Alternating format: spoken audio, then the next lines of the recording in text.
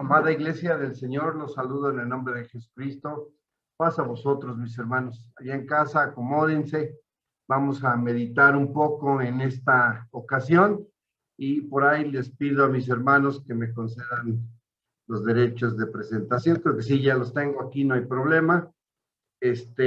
Vamos a, hermanos, a abordar un tema en esta noche, un tema importante que queremos, hermanos, tocar junto con todos ustedes, y lo hemos titulado María, intercesora del mundo, como una pregunta. Todo esto, hermanos, porque a través de la palabra propia de Dios se nos ha enseñado a creer en una verdad, mis hermanos. El apóstol Pablo hablaba de que en estos postreros tiempos vendría una situación donde el hombre no sería capaz de vivir, de sufrir, de, hermanos, a adoptar la sana doctrina y se volverían a las fábulas. La iglesia tiene un deber, hermanos, inquebrantable de predicar la verdad. Dice la escritura que háblales, te escuchen o no te escuchen. La iglesia es una promotora de la verdad y así lo tiene que hacer. Y esto tiene que ir por encima incluso del pensamiento humano que en la gran mayoría de las veces y a través de los siglos ha ido en franca oposición a Dios.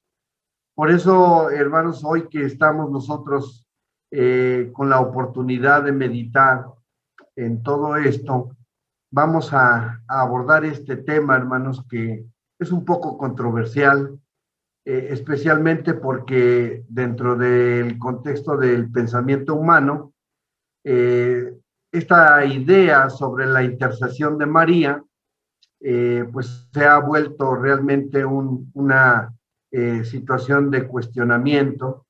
He visto a sacerdotes, hermanos, defender vehementemente la idea, a mucha gente, hermanos, que cuando se habla de María la consideran, hermanos, en un nivel muy especial, poniéndola incluso en ocasiones por encima del mismo Dios.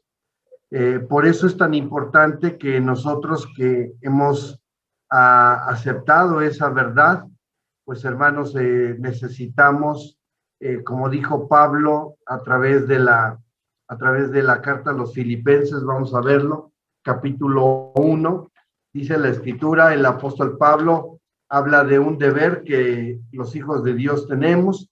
En el capítulo 1, versículo 7, dice la escritura, me es justo sentir esto de todos vosotros, por cuanto os tengo en el corazón y en mis prisiones y en la defensa y confirmación del evangelio, sois todos vosotros compañeros de mi gracia. Una de las cosas que el cristiano debe de hacer es precisamente, hermanos, defender esta verdad que el Señor nos ha dado y que a nosotros nos debe de servir para dar a conocer al mundo de manera correcta, hermanos, la voluntad del Padre. Y entonces surge la pregunta, María, intercesora del mundo, y hermanos, pongo un subtítulo detrás de esto, hermanos, la verdad detrás de este dogma. Cuando hablamos, hermanos, de dogmas, hay que recordar que la iglesia no es, hermanos, dogmática. La iglesia habla sobre la doctrina verdadera y no sobre pensamientos que están anclados en una comprensión humana hasta cierto punto vaga y que no tienen un sustento, hermanos. Los dogmas son primeras impresiones sin análisis que se llevan al nivel de una aceptación universal y que se les da validez sin tener, hermanos, inclusive una cuestión de una reflexión. Hace tiempo escuchaba expresarse de la siguiente manera sobre el pensamiento de la Iglesia Universal. Alguien decía, si lo dice la Biblia, lo creemos.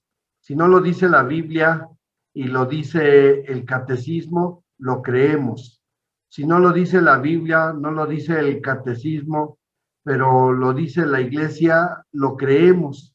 Y si no lo dice la Biblia, no lo dice la iglesia, perdón, el catecismo no lo dice la iglesia, pero lo dice el Papa, lo creemos. Entonces, hermanos, no importando lo que se diga, el pensamiento que se plasma en un dogma es aceptado de manera, hermanos, irrefutable, sin siquiera analizar. Pero la iglesia, a través del profeta Isaías, allá en el capítulo 43, verso 9, el Señor dice: presenten sus testigos, justifícanse y digan verdad. La iglesia tiene el deber, hermanos, inquebrantable de hablar de esa verdad. El pensamiento central de esta idea, de este dogma, hermanos, está descansando en la doctrina mariana de la liturgia romana, hermanos. Y cuando digo liturgia romana, estoy hablando precisamente del catolicismo. Nosotros, cuando leemos en el pensamiento de esa liturgia, se expresa, hermanos, un pensamiento que es el famoso Ave María, ¿sí? Y en este se descansa de la idea de la intercesión de María, porque se toma como base algunos pasajes, hermanos, de la Escritura, queriendo justificar la idea de ese dogma. Hermanos, en el latín que se plantea aquí, de hermanos, es Ave María, dice: Ave María, llena eres de gracia, el Señor es contigo, bendita tú eres entre las mujeres y bendito el fruto de tu vientre. Y ahí, hermanos, dice Jesús. Y luego dice: Santa María, Madre de Dios, ruega por nosotros los pecadores a la hora de nuestra muerte. Amén. Fíjense, este pensamiento, hermanos, que es lo que ha conformado la principal, hermanos, expresión de la cuestión de esa doctrina mariana, se junta con lo que se le conoce como el Padre Nuestro.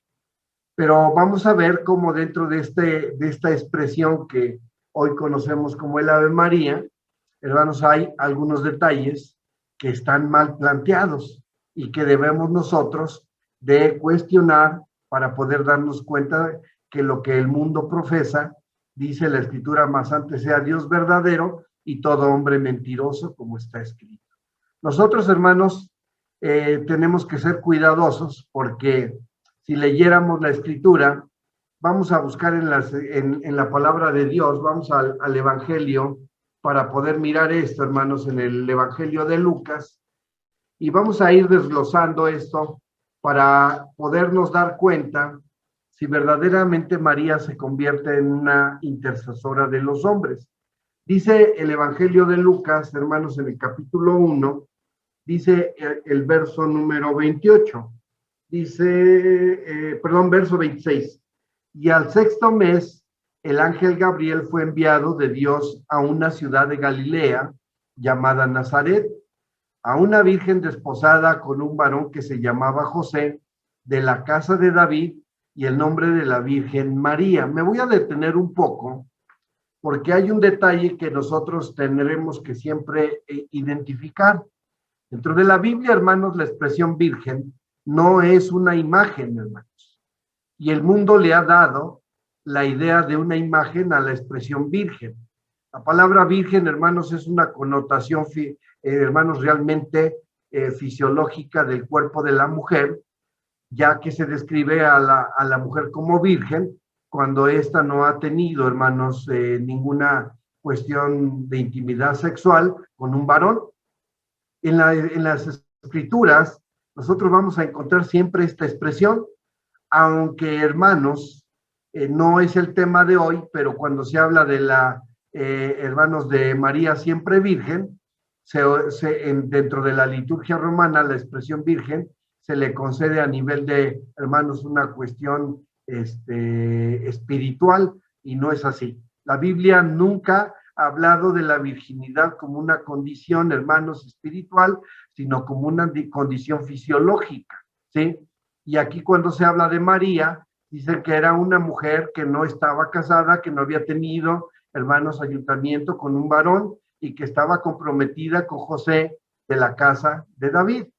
Dice: y entrando el ángel donde estaba, le dijo: salve muy favorecida, el Señor es contigo, bendita tú entre las mujeres. Esta expresión salve muy favorecida, algunos la han interpretado también erróneamente, queriendo, hermanos, contradecir la idea de hermanos, la intercesión de María. No, el término salve muy favorecida era una salutación que se le daba, hermanos, en aquellos tiempos cuando a alguien se le encontraba y quería expresar de alguna manera un saludo muy especial. Aquí el ángel, hermanos, el ángel, cuando se encuentra María, le dice, salve muy favorecida, o sea, te saludo muy favorecida, el Señor es contigo, bendita tú entre las mujeres. La expresión denota algo muy importante. Nosotros, cuando nos ponemos a pensar en el Hijo de Dios, no pierdan Lucas, busquen Gálatas capítulo 4. Vamos a buscar la carta a los Gálatas, mis hermanos, en el capítulo 4. Dice la palabra de Dios de la siguiente manera en el mismo verso 4. Mas venido el cumplimiento del tiempo, Dios envió a su Hijo, hecho de mujer, hecho súbdito a la ley. Y también el Evangelio de Juan dice que aquel verbo fue hecho carne. Y hermanos, la llegada de Jesús en esa primera ocasión a la tierra, Dios lo hace a través de una mujer. Y en este caso fue, hermanos, María. Cuando nosotros pensamos en María como la mujer escogida de Dios para permitir que a través de ella su hijo naciera sobre la tierra bajo la condición de un ser humano, fíjense que tenemos que pensar que María no era cualquier persona, hermanos. Era una persona muy especial, una persona que gozaba de un reconocimiento de parte de Dios, porque Dios no iba a escoger a cualquier mujer para poder, hermanos, tomarla para que a través de ella se diera la oportunidad de nacer su hijo. Aquí cuando el ángel se encuentra con ella, sí se lo dice, bendita tú entre las mujeres, por la decisión que Dios toma de tomarla para ser la madre de su hijo. Y por eso le dice, te saludo favorecida. ¿Por qué? Porque esa salutación que se le da en ese principio es precisamente por el reconocimiento a su proceder. No podemos negar que María era una mujer virtuosa y que era una mujer especial a grado tal de haber sido escogida por el Señor.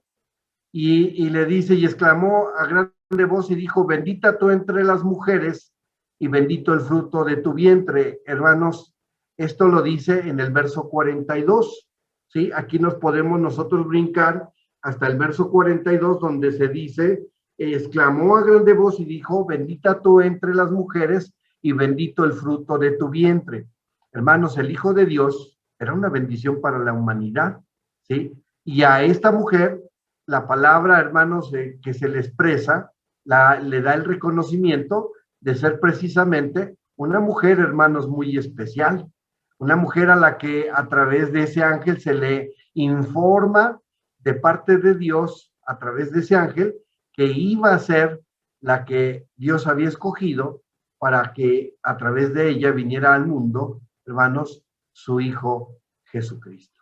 Entonces, hermanos, cuando nosotros hablamos del culto mariano, hay que tener cuidado porque esta salutación que se da, hermanos, en el contexto de ese encuentro del ángel con María, hermanos, se ha convertido en un dogma que la Iglesia romana, hermanos, ha conformado en una visión central acerca de María, hermanos, como Madre de Dios.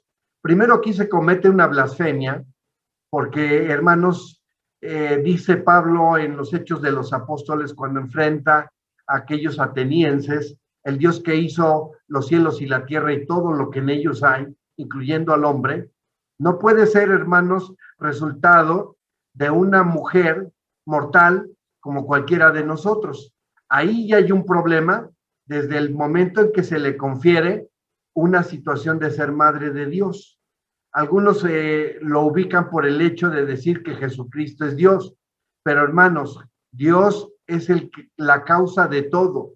Él no tiene principio ni fin y no podemos imaginar que una mortal se convierta, hermanos, por muy buena que sea, en la Madre de Dios. Sin embargo, ese dogma, hermanos, se ha vuelto el eje central de, hermanos, aquí se menciona el cristianismo, pero ese cristianismo, hermanos, que se ha corrompido a través del tiempo por la implementación de dogmas, como dice la carta a los romanos. Vamos a la carta a los romanos, hermanos, en el capítulo, busquemos por favor, en el capítulo número 10, versículo número 3.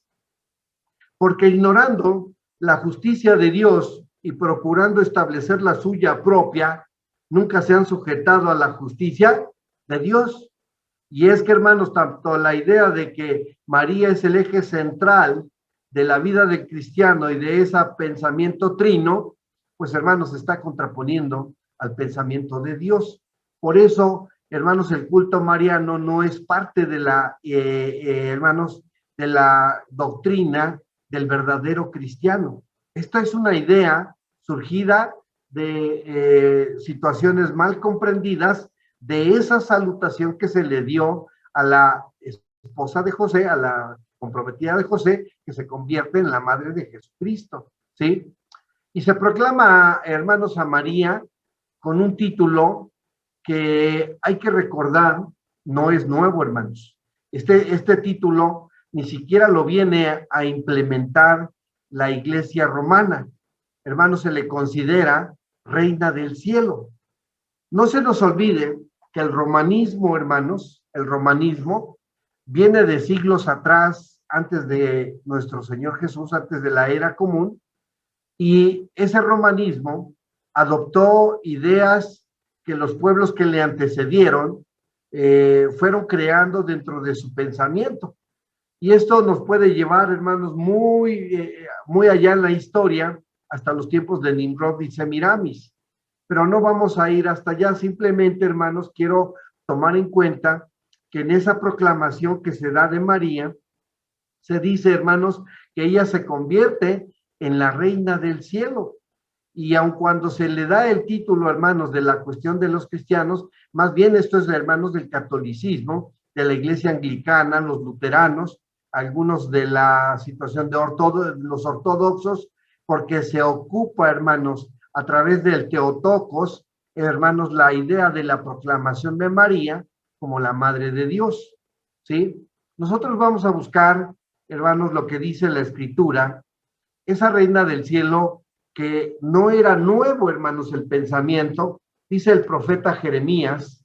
Vamos a buscar, hermanos, en el profeta Jeremías y busquemos, por favor, para que a través de la corroboración de las Escrituras, nosotros, hermanos, comprobemos las palabras que estamos utilizando en esta tarde.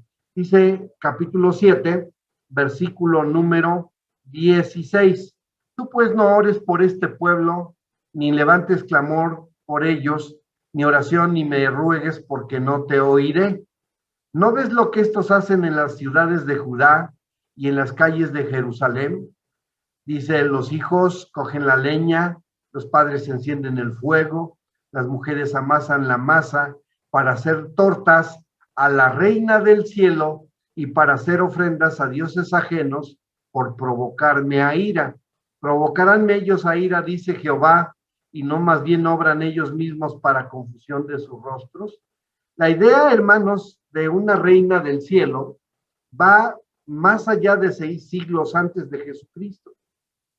Por eso la idea que se establece, hermanos, en el siglo V de la Asunción de María, perdón, porque la ascensión es otra cosa, Asunción de María, hermanos, por el Papa Pío, no fue nueva.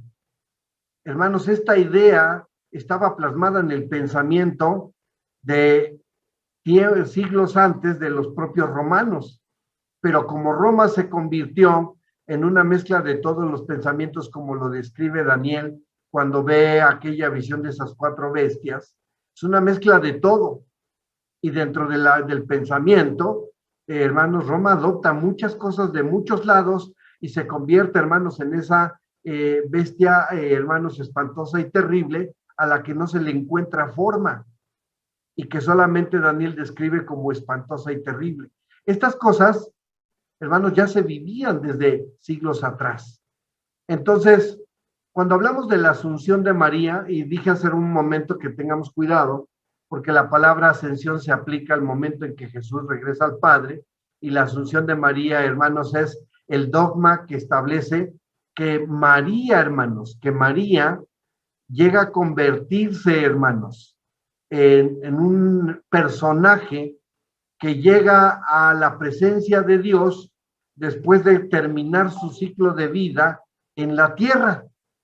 Y según la teología de la Iglesia Católica, hermanos, ella ascendió a los cielos para convertirse en el consuelo del pueblo y la esperanza de una vida más allá de la terrenal. Pero fíjense que ¿en qué descansa este pensamiento? Hay dos ejes centrales que se toman de la Escritura, y cuidado porque, hermanos, dice la palabra del Señor, no que hay otro evangelio, sino que hay algunos que pervierten el evangelio, hermanos, y lo quieren acomodar a su forma. Allá en el evangelio de Juan, busquemos, mis hermanos, lo que sucede en el capítulo 2, cuando, hermanos, se lleva a cabo el primer milagro de Jesucristo en la tierra, en las bodas de Caná. Dice el capítulo 2, versículo número 1. Y al tercer día hiciéronse unas bodas de Caná de Galilea, y estaba allí la madre de Jesús, y fue también llamado Jesús y sus discípulos a las bodas, y faltando el vino, la madre de Jesús le dijo, vino no tienen, y dícele Jesús, ¿qué tengo yo contigo, mejor mujer? ¿Aún no ha venido mi hora? Su madre dice a los que le servían, haced todo lo que os dijeren. Y hermanos, dentro de la cuestión de esa teología, hermanos, católica, se establece que aquí ya María está intercediendo en favor de los hombres.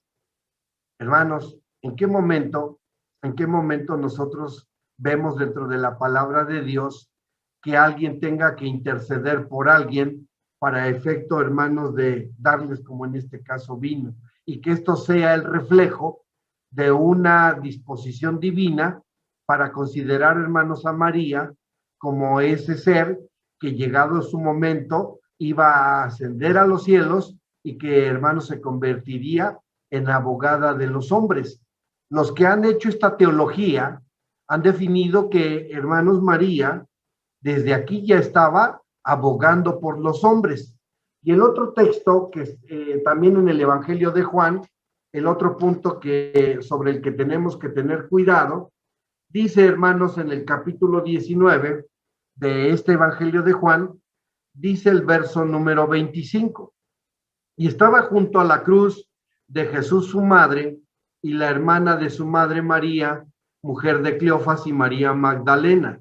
Y como vio Jesús a la madre y al discípulo que él amaba, que estaba presente, le dice a su madre, mujer, he ahí a tu hijo, y después dice al discípulo, he ahí a tu madre, y desde aquella hora el discípulo la recibió consigo. La teología romana establece, hermanos, que Juan representa al mundo, y que esta situación hace ver que en el momento en que Jesucristo está en la cruz, establece esa relación en donde María se convierte, hermanos, en la que protegería a todos a través de la representación de Juan. Pero tengamos cuidado, hermanos, porque no podemos forzar las escrituras.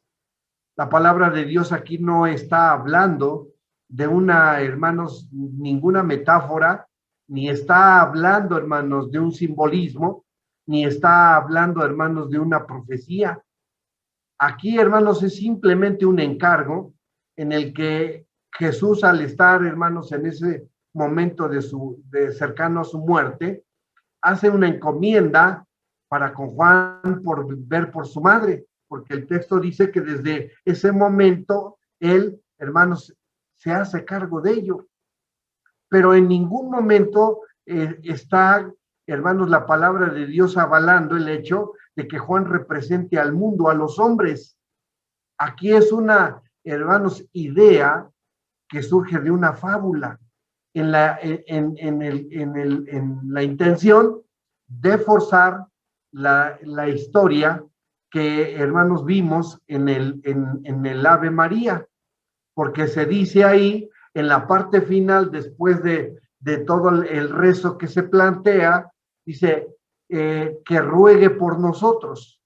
Esta expresión en ningún pasaje de la Biblia lo vamos a encontrar, solo hasta donde dice bendita tú entre las mujeres, hermanos, tiene un sustento bíblico, pero lo que sigue después, en la parte final del Ave María, no, hermanos, lo vamos a encontrar en ningún lado de las Escrituras. Y entonces, ¿cómo lo forzan? A través de estos dos textos que acabamos de leer, tanto en el capítulo 3 como en el capítulo 19, en donde supuestamente, según la teología romana, hermanos, el Señor le confiere a María el cuidado de los hombres. Y viene un problema, hermanos, porque Pío XII, que, hermanos, en la cuestión precisamente de la constitución del Munificentissimus Deus, es la Inmaculada Madre de Dios, dice que, hermanos, cuando María muere, hermanos, su cuerpo, hermanos, y su alma fueron, hermanos, recogidos a la gloria celestial. Pero esto es un cuento, hermanos. Es una idea, un invento de los hombres. Nosotros, para poder, hermanos, entender esto, es que veamos lo que dice Dios acerca del ser humano. Según lo que leemos en la carta a los Hebreos, en el capítulo 9, versículo 27, dice la palabra del Señor, de la manera que está establecido a los hombres que mueran una vez y después el juicio. No hay ser humano sobre la tierra que no esté, hermanos, en esa situación de evitar la muerte, esa muerte literal. Desde el primer hombre sobre la tierra, Adán, hasta el último que, hermanos, sea nacido de mujer, el proceso de esa culminación de la vida se va a dar. Y en esto, hermanos, ni María fue exenta. El problema de la declaratoria de Pío XII es que considera que tanto su cuerpo como su alma, hermanos, fueron entronizados en esa gloria celestial, hermanos, junto al Padre. Y esto no lo vamos a encontrar en ninguna parte, salvo, hermanos, en las declaratorias del pensamiento mariano de esos cuentos establecidos por el hombre. Dice la Escritura, vamos a la carta de Pablo, en la segunda de Timoteo, en el capítulo número 4, versículo número 3, porque vendrá el tiempo cuando no sufrirán la sana doctrina, antes, dice, teniendo comezón de oír, se amontonarán maestros conforme a sus concupiscencias. Quisiéramos, hermanos, pensar que María pudiera, hermanos, asemejarse a la idea de, hermanos, de Elías o de Enoc, que según las Escrituras, hermanos, se utiliza una expresión donde se dice que fueron traspuestos para no ver muerte. Esta, hermanos, situación en el caso de esos dos, en realidad, hermanos, es una situación de, la palabra transponer es ponerlos en otro lado. Y nosotros vemos en las Escrituras que en el caso de Elías, más adelante las cartas que le escribe al rey. En el caso de Enoc, hermanos, nosotros no vemos nada más, pero el Señor está diciendo que todos los que nacimos, hermanos, los hombres que hemos nacido o que hemos estado sobre esta tierra, en algún momento la muerte nos alcanzará. Y en el caso de María no fue la excepción, porque si bien es cierto, Dios la escoge como una mujer virtuosa, esto no la libra ni la exenta de la ley natural establecida por el Señor, de que los hombres estamos, hermanos, en nuestra condición material, destinados a morir en algún momento, ¿sí? Y entonces decía el apóstol Pablo en la carta a los romanos en el capítulo 7, verso 24, miserable hombre de mí, ¿quién me librará del cuerpo de esta muerte? ¿Quién podrá librarnos, hermanos, de que esa situación acontezca sobre nuestra materia? Y esto mismo le ocurrió a María. Por eso entonces, la idea de que se haya entronizado tiene un propósito, hermanos, defender la idea de que, hermanos, entonces María se convierte en una intercesora de los hombres. Y, hermanos, esa salutación que le dio el ángel, en ningún momento, si ustedes leen con detenimiento una vez más Lucas en esos textos que leímos hace un momento, en ningún momento esa salutación le confiere a ella el hecho de convertirse en intercesora. Por eso cuando leemos lo que dice esa declaratoria de Pío XII y la conformación del Ave María, es esa parte final, es un invento humano, ¿sí? No existe esa parte final que aquí lo estoy colocando, dice, Santa María, Madre de Dios, ruega por nosotros pecadores, ahora y en la hora de nuestra muerte. Amén. Y es que la idea de, hermanos, la asunción de María tiene como propósito seguir, hermanos, transmitiendo la idea pagana de la adoración a la Madre y al Hijo desde la época, hermanos, de Nimrod, hermanos, en esa situación con Semiramis, ¿no? Que fue una idea de unas deidades que hasta el tiempo actual han cobrado, hermanos, vida simplemente con el cambio del nombre. Pero jamás nuestro Dios, en la expresión que maneja el ángel cuando se presenta con María, le dijo, es que te vas a convertir en la intercesora de los hombres. Esa parte final de Santa María no existe en ningún pasaje de la Biblia, hermano. La parte anterior sí. Por ejemplo, Guillermo del Toro decía, es que cuando dice bendito el fruto de tu vientre, ella es la que da bendición, porque se le concedió dar bendición. No, hermanos, el que bendice es Dios, el que bendice Dios. Si nosotros leemos lo que dice nuestra bendición sacerdotal, vean lo que dice la Escritura, hermanos, en el capítulo 6, nosotros, hermanos, le damos lectura a la bendición, pero el que bendice es Dios.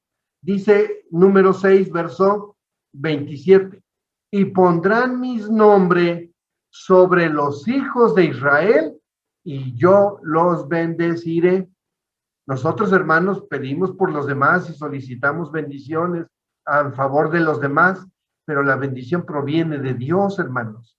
Y la Escritura dice bien claro, toda dádiva y todo don perfecto, así lo dice Santiago, desciende de lo alto del Padre de las luces. Hermanos, María nunca recibió una consigna por el ángel de convertirse en una intercesora, hermanos, de los hombres, aun cuando haya sido escogida de Dios como una mujer especial a la que el Señor tomó en cuenta para que a través de ella, hermanos, ese verbo se hiciera carne. Entonces, hermanos, ¿qué fundamento nosotros tenemos?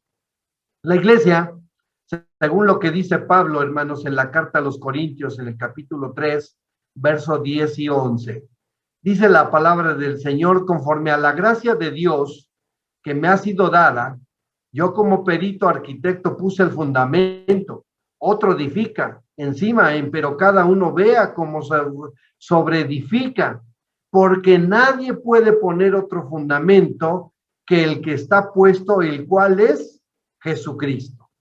Hermanos, nosotros a través de las Escrituras reconocemos el ejemplo que nos dejaron los hombres del ayer, no solamente María, no solamente, hermanos, ella, también reconocemos, hermanos, a Juan el Bautista, a los apóstoles de Jesucristo, hermanos, reconocemos a los profetas, a los hombres del ayer, que nos dejaron, hermanos, una enseñanza, que procedieron bien, que hicieron milagros, que hicieron muchas cosas estando en la tierra por el poder que les era conferido en la tierra para cumplir con la labor que Dios les dio en la tierra, ¿sí? Y cumplir de esta manera que la palabra de Dios se cumplimentara de manera muy especial. Pero ninguno de ellos se convierte en el fundamento de nuestra fe. El apóstol Pablo en Efesios 2:20 dice: edificados sobre el fundamento de los apóstoles y profetas, donde la principal piedra del ángulo es Jesucristo. Y aquí, hermanos, dice bien claro el apóstol Pablo que nadie puede poner otro fundamento que el que ha sido puesto, y ese es Jesús. La iglesia, hermanos, jamás aceptará un dogma en donde el pensamiento humano sea vertido, hermanos, quitándole la primogenitura a nuestro propio Señor Jesucristo. La iglesia jamás aceptará la idea de que María es la intercesora del mundo. ¿Que fue un ejemplo? Sí, hermanos, definitivamente que sí. ¿Alguna vez alguien nos ha llegado a preguntar, entonces, ¿ustedes no creen en María? No, sí creemos en María. Hermanos, en alguna ocasión nosotros llegamos a expresar, creo que incluso somos más marianos que muchos otros. ¿En qué sentido? No en el sentido de la adoración, sino en el sentido de, hermanos, imitar el ejemplo que por su proceder le permitió ser escogida del Señor. Y ese ejemplo, como dijo Pablo en algún momento, sed imitadores de mí como yo de Cristo. Los hombres del ayer, incluyendo a María, y no solamente a ella, a Esther, a Ruth, hermanos, a Sara, a hermanos, a todas las mujeres del ayer que fueron virtuosas, son nuestros ejemplos, son nuestros sinodales, pero no hay otro fundamento para los hombres que nuestro Señor Jesucristo, aún por encima de la mujer terrenal que Dios escogió para que ella fuera su madre en esta tierra. Hermanos, ¿dónde va a parar el ser humano cuando muere? Si todos estamos sentenciados por esa determinación, y perdón la expresión de sentenciados, hermanos, si todos estamos en ese hermanos, encuentro de la muerte en algún día de nuestra vida, cuando muramos, ¿a dónde vamos a parar?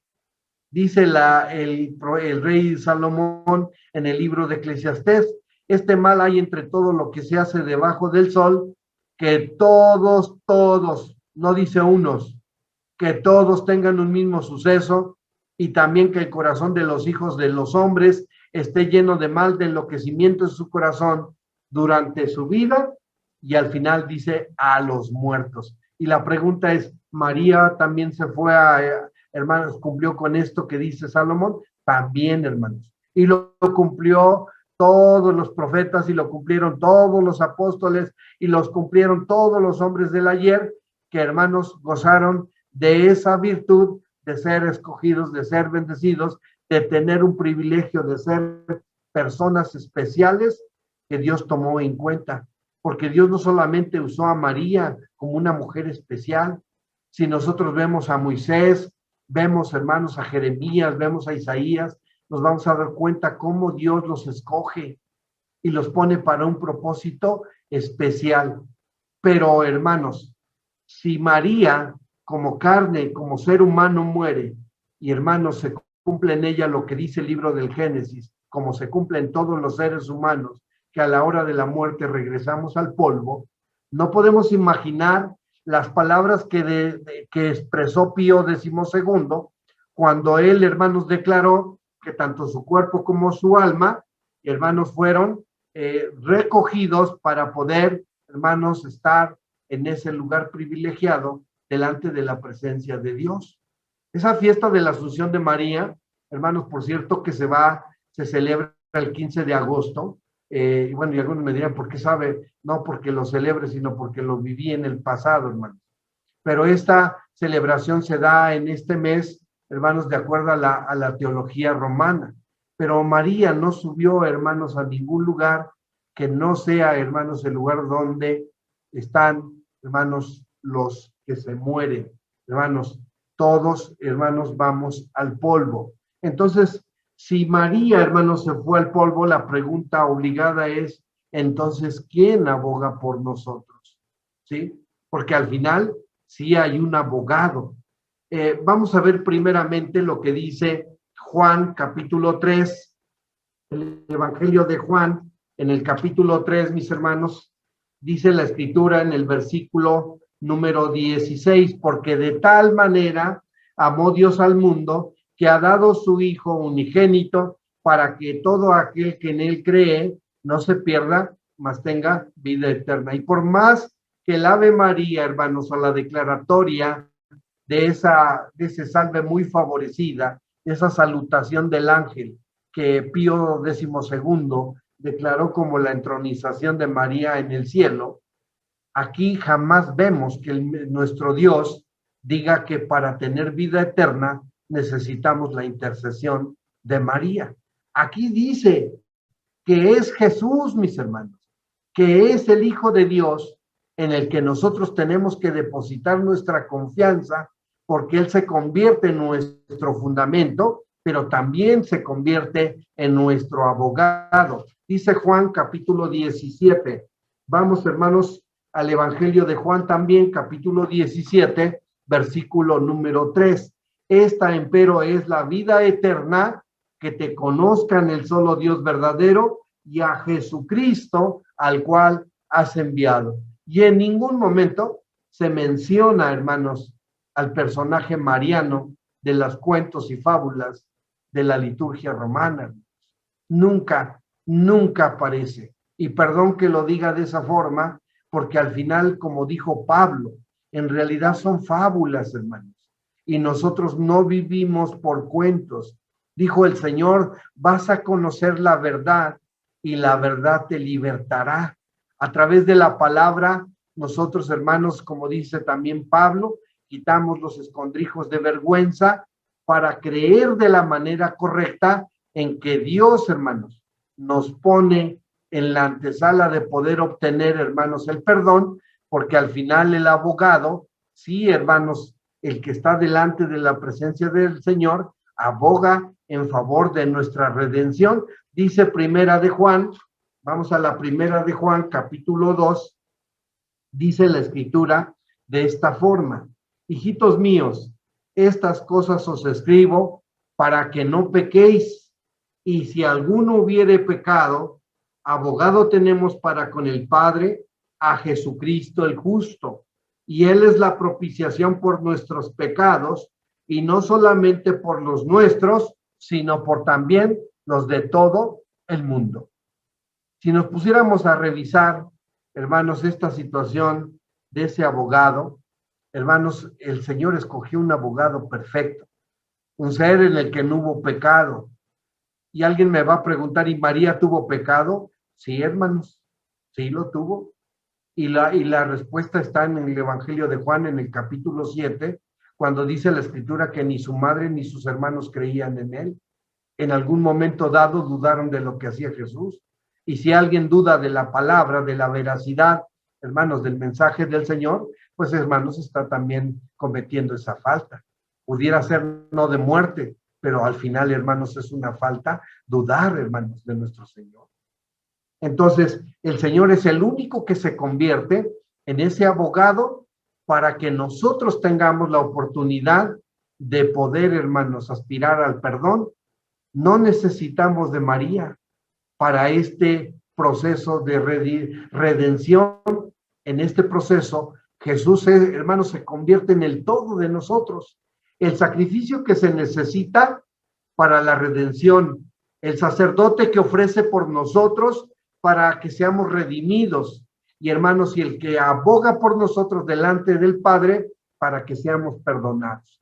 Y por eso Pablo, por eso en los Hechos de los Apóstoles dice, capítulo 4, versículo 12, y en ninguno otro hay salud, porque no hay otro nombre debajo del cielo dado a los hombres en que podamos ser salvos.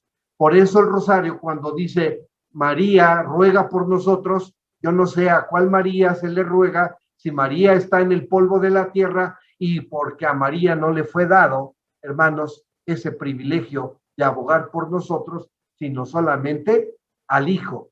Y además también Jesucristo, cuando estaba, hermanos, en la tierra, declaró algo muy importante que dice, hermanos, en el capítulo 3 del Evangelio de Juan: nadie subió al cielo, sino el que descendió del cielo, el Hijo del Hombre que está en el cielo. Y como Moisés levantó la serpiente en el desierto, así es necesario que el Hijo del Hombre sea levantado, para que todo aquel que en él creyere no se pierda, sino tenga vida eterna.